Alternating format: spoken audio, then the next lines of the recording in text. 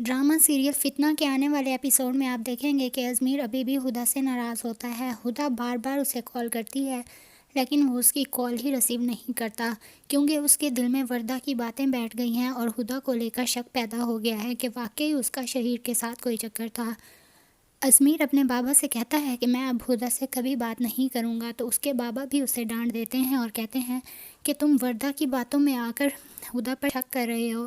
क्या तुम अपनी बहन और हुदा दोनों को नहीं जानते? दूसरी तरफ आप देखेंगे कि वर्दा अपनी मामा को कॉल करती है और उनसे कहती है कि मैंने जो ज्वेलरी सेट आपके पास रखवाया था वो लेकर अभी और इसी वक्त हमारे घर आ जाएं और साथ में अजमीर भाई को भी ले आएं, फिर देखिए कि घर पर क्या तमाशा होता है।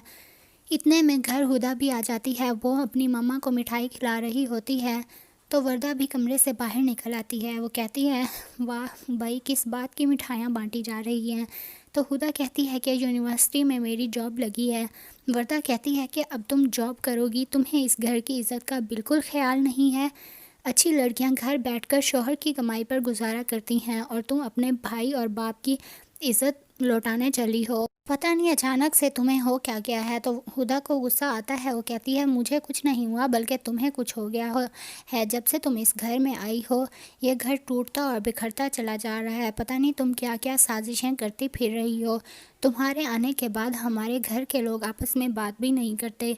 ये घर बिल्कुल टूटता ही जा रहा है और ये सब कुछ तुम्हारी वजह से है।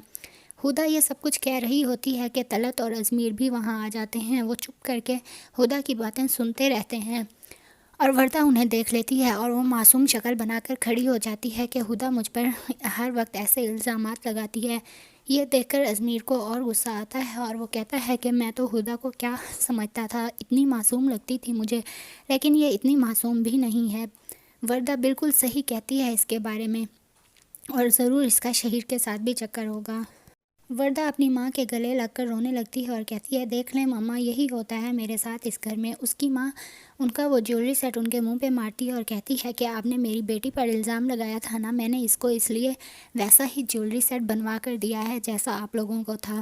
बट जब वो ज्वेलरी सेट देखती है तो उसे पहचान आ जाती है कि ये न्यू नहीं बल्कि उनके वाला ही ज्वेलरी सेट है और इसने अपनी माँ के साथ मिलकर हमारे साथ साजिश की है। मज़ीद वीडियोस देखने के लिए चैनल को सब्सक्राइब करें और बेल आइकन पर क्लिक करें ताकि हर आने वाली वीडियो आप तक पहुंचती रहे।